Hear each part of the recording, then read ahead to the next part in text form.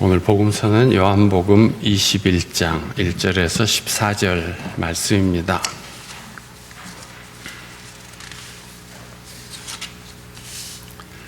요한복음 21장 1절에서 14절에 기록된 하나님의 말씀. 그 뒤에 예수께서 디베리아 바다에서 다시 제자들에게 자기를 나타내셨는데 그가 나타나신 경위는 이러하다. 시몬 베드로와 쌍둥이라고 불리는 도마와 갈릴리 가나 사람 나다나엘과 세베대 아들들과 제자들 가운데서 다른 두 사람이 한 자리 있었다. 시몬 베드로가 그들에게 말하기를 나는 고기를 잡으러 가겠소 하니 그들이 우리도 함께 가겠소 하고 말하였다. 그들은 나가서 배를 탔다. 그러나 그날 밤에는 고기를 한 마리도 잡지 못하였다. 이미 동틀 무렵이 되었다. 그때 예수께서 바닷가에 들어서셨으나 제자들은 그가 예수이신 줄을 알지 못하였다. 그때 예수께서 제자들에게 물으셨다. 얘들아, 뭘 좀 잡았느냐? 그들이 대답하였다. 못 잡았습니다. 예수께서 그들에게 말씀하셨다. 그물을 배 오른쪽에 던져라. 그리하면 잡을 것이다. 제자들이 그물을 던지니 고기가 너무 많이 걸려서 그물을 끌어올릴 수가 없었다. 예수가 사랑하시는 제자가 베드로에게 저분은 주님이시다 하고 말하였다. 시몬 베드로는 주님이시라는 말을 듣고서 벗었던 몸에다가 겉옷을 두르고 바다로 뛰어내렸다. 그러나 나머지 제자들은 작은 배를 탄 채로 고기가 든 그물을 끌면서 해안으로 나왔다. 그들은 육지에서 100자 남짓밖에 떨어지지 않은 곳에 들어가서 고기를 잡고 있었던 것이다. 그들이 땅에 올라와 보니 숯불을 피워 놓았는데 그 위에 생선이 놓여 있고 빵도 있었다. 예수께서 제자들에게 말씀하셨다. 너희가 지금 잡은 생선을 조금 가져오너라. 시몬 베드로가 배에 올라가서 그물을 땅으로 끌어내렸다. 그물 안에는 큰 고기가 153마리나 들어있었다. 고기가 그렇게 많았으나 그물이 찢어지지 않았다. 예수께서 그들에게 말씀하셨다. 와서 아침을 먹어라. 제자들 가운데에서 아무도 감히 선생님은 누구십니까? 하고 묻는 사람이 없었다. 그가 주님이신 것을 알았기 때문이다. 예수께서 가까이 오셔서 빵을 집어서 그들에게 주시고 이와 같이 생선도 주셨다. 예수께서 죽은 사람들 가운데 살아나신 뒤에 제자들에게 자기를 나타내신 것은 이것이 세 번째였다. 이는 하나님의 말씀입니다.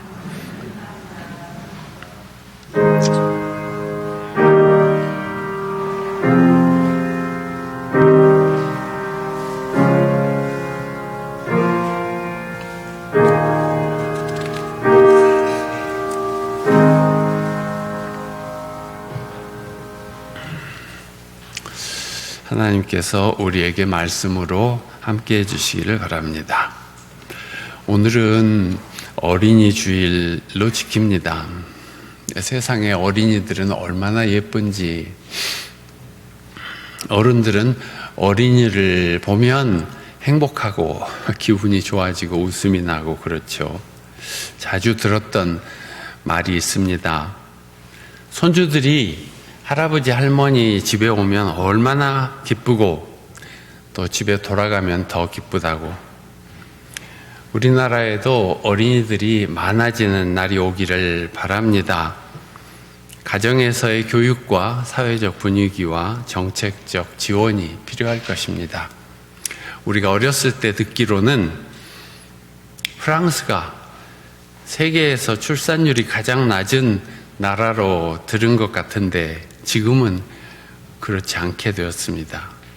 인구 1000명당 태어난 아기가 한 해에 우리나라는 9명인데 프랑스는 13명가량이라고 합니다. 출산율은 그 나라의 미래를 가늠하는 중요한 수치죠. 우리나라의 경우 젊은이들이 아이를 낳아서 키우기 참 힘들다고 하는데 어떤 나라는 고등학교까지 다 의무교육하고 사교육비라는 것은 거의 없고 또 18세가 될 때까지 육아비의 상당액을 소득에 따라 지원하고 또 대부분의 직장에 육아센터가 있어서 아이를 키우기 좋은 여건이라고 합니다. 우리나라는 전에 우리가 기억에 지하철 광고문에 이런 것이 있었습니다. 아들, 딸 구별 말고 하나만 낳아 잘 키우자. 또 예비군 훈련 받을 때 젊은 남자들 정관 수술 받게 하고 훈련 면제해주고 그러지 않았습니까? 생명도 정책으로 보고 다스리는 시절이 있었죠. 그러나 생명은 세상 그 무엇으로도 대체할 수 없는 하늘의 은총입니다. 우리 사회가 생명의 소중함을 알아차리게 되기를 기도합시다. 어른 사람들이 어린 사람들을 낳고 함께 살며 행복한 가정 이루기를 간절히 바랍니다. 복음서에 이런 이야기가 있죠. 사람들이 예수께 어린이들 데리고 와서 손을 얹어 기도해 주시길 바랐다. 그런데 제자들이 그들을 꾸짖었다. 그러나 예수께서 말씀하셨다. 어린이들이 내게 오는 것을 허락하고 막지 말아라. 하늘나라는 이런 어린이들의 것이다 하셨습니다. 어린이들을 예수님께 데려와서 기도해 주기를 바랐던 사람들이 있었던 반면 제자들은 그들을 꾸짖었습니다. 그러나 예수님은 어린이들을 막지 말라고 하셨습니다. 아울러서 하늘나라는 어린이들의 것이다 그렇게 말씀하셨습니다. 어린이들의 본성은 좌충우돌 뛰어노는 것이지 않습니까? 중구난방. 그래서 제가 깨달은 사실은 하늘나라는 신나게 노는 나라겠구나 하는 것입니다. 잘 노는 것은 참 중요한 교육 목표가 되어야 합니다. 어떤 신문에 잘 노는 어린이를 찾습니다 라는 기사가 있었는데 이유가 놀이는 다리 힘을 키우고 눈치를 넓힌다. 체력도 키우고 사람을 관리하는 능력도 커지고 상상력도 기른다 했습니다. 잘 노는 어린이들은 건강하고 자기 주도성이 뛰어나고 매사에 적극적이랍니다. 반대로 놀아보지 못한 아이들은 자신감이 없고 작은 실패에도 힘들어하는 일이 많답니다. 좋은 성적이 절대 가치가 되고 학교 폭력이 문화가 되어버린 우리나라 풍토에서는 학생들이 좀 불행한 학창시절을 지금 보내고 있는 것 같습니다. 또 그 학창시절 끝나봐야 끝없는 취업전쟁이 기다리고 있지 않습니까? 어렸을 때부터 이렇게 가혹하고 지속적인 경쟁을 통과해서 성공한 사람들이 몇 있지만 그들은 다른 사람의 의견을 듣는 민주적인 역량이 떨어지고 파쇼적 성격을 가진 사람이 되기 쉽답니다. 중앙대 김누리 교수 말입니다. 우리 그리스도인들은 자녀들을 좀 특별하게 키우면 좋겠습니다. 자녀들이 이미 다 커버린 부모라 할지라도 교육에 대해서 바른 생각을 갖고 있어야 합니다. 우리 자녀들이 또 자녀를 낳을 것이고 그 아이들이 또 자녀를 낳을 것이니 언제라도 늦지 않습니다. 우리가 신앙적인 양육관을 갖고 있는 것이 중요하죠. 자녀들은 하나님께서 우리에게 맡겨주신 은총이지 않습니까? 현대의 우상인 돈만 아는 세상에서 놀이도 알고 친구도 알고 자연도 알고 하나님의 진리도 알고 인간의 도리도 아는 사람으로 자라게 해야 합니다.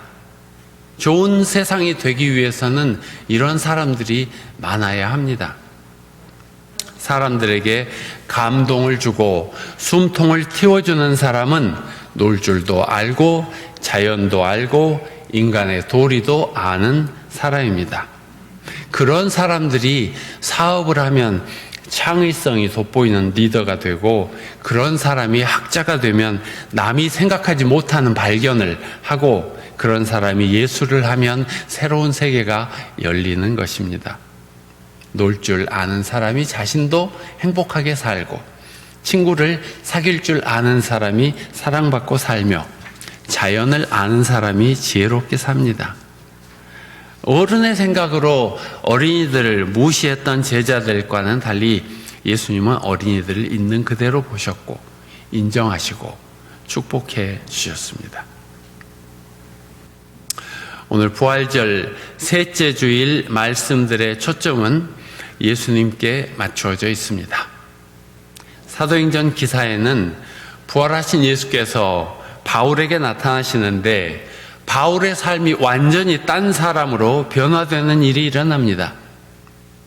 예수님의 가르침이 12제자를 넘어서 먼 이방 세계까지 전파되기 위해서는 로마 시민이기도 하고 박식한 학자이기도 하고 골수 유대인이기도 했던 이 사울, 나중에 바울이 된 이 사람이 아주 적격이었는데, 이 사람은 소문난 기독교 박해자였죠.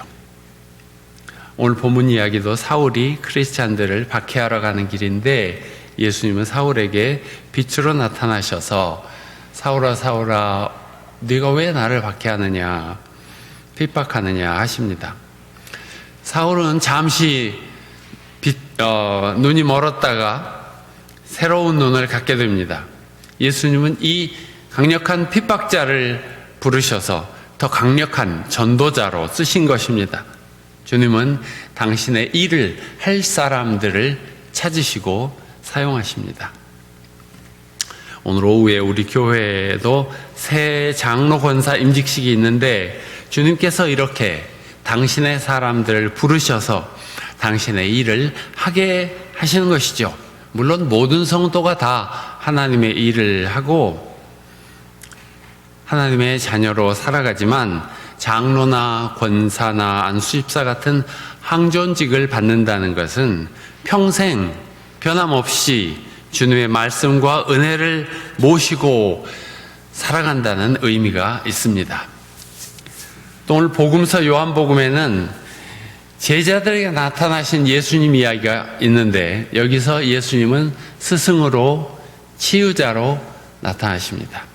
무슨 어군 탐지기를 작동하셨는지, 물속의 고기들이 어디 있는지 제자들에게 알려주시기도 하고, 생선을 잡수시기도 하고, 절망병에 빠진 제자를 고쳐주시기도 하십니다.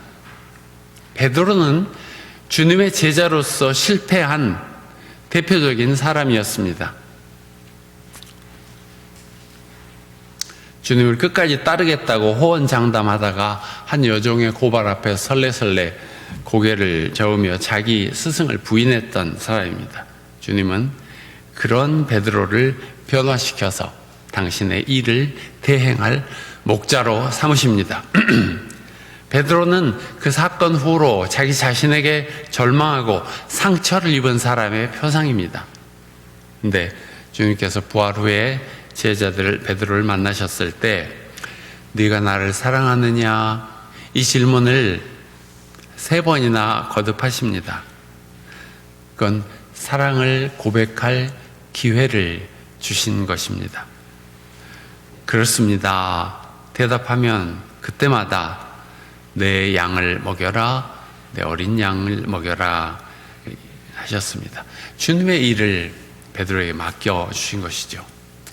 여러분, 우리가 살면서 하나님께서 원하시는 일을, 하나님의 일을 할 수 있다면 그것은 얼마나 귀하고 거룩한 일입니까? 어떤 사람들 말대로 인생이란 태어나서 먹고 자고 싸고 하다가 죽는 것이라고 그렇게 생각하면은 참으로 덧없는 것인데, 주님은 우리의 덧없는 인생을 복되게 하시려고 부르셔서 하나님의 영원하신 하나님의 일을 하게 하시는 것입니다. 겨우 여러분은 주님의 부르심을 받은 사람들이니 주께서 원하시는 일을 잘 하시면서 인생 살아가시기를 축원합니다. 하나님을 사랑하고 이웃을 사랑하며 살아가시기 바랍니다. 먹든지 마시든지 무엇을 하든지 주님의 뜻을 묻고 그 뜻을 따라 살아가시기를 바랍니다. 요한계시록에는 예수님이 온 세상 만물로부터 영광과 찬송을 받으시는 장면이 나옵니다. 죽임을 당하신 어린 양은 권세와 부와 지혜와 힘과 존귀와 영광과 찬양을 받으시기에 합당하십니다. 보좌에 앉으신 분과 어린 양께서는 찬양과 존귀와 영광과 권능을 영원무궁하도록 받으십시오. 예수님은 죄악이 가득한 세상에서 온갖 모욕과 천대를 받으셨지만 영원한 시간 속에서 영광과 찬양을 받으십니다. 인간 역사에는 우여곡절이 많습니다. 태풍이 불어오듯 경랑이 일듯 어지럽고 힘든 일들이 있지만 결국 하나님의 뜻이 이루어질 것입니다. 그리고 주님은 시간의 끝에서 우리를 만나 주실 것입니다. 그러니 여러분은 사소한 세상 일에 일희일비하지 말고 주님에 대한 믿음을 갖고 담담하게 강건하게 주님의 뜻에 맞는 일을 하면서 하루하루 살아가시기를 바랍니다. 남자들은 남자들이 잘하는 일이 있고 여자들은 여자들이 잘하는 일이 있습니다. 노인은 노인의 일이 있고 젊은이는 젊은이의 일이 있습니다. 무슨 일을 하든지 하는 일은 다를지라도 그 분량도 다를지라도 거기에는 세상을 살리고 인간을 구원하는 주님의 일이 있습니다. 교회 일을 말하는 것만 아니라 세상에 사랑과 평화를 심고 가꾸는 모든 일이 다 하나님의 일입니다. 주님은 어떤 사람을 좋아하시겠습니까? 주님의 뜻에 맞는 일을 하는 사람을 좋아하시죠. 그물을 배 오른쪽에 던져보아라 하시니 밤새 고기를 잡으려고 애썼지만 못 잡았던 제자들이 주님의 말씀을 따랐던 것처럼 주님 말씀에 귀를 기울이고 살아가면서 놀라운 인생의 열매들을 거두는 여러분이 되시기를 축원합니다. 오늘의 말씀을 마음에 새기며 기도합시다.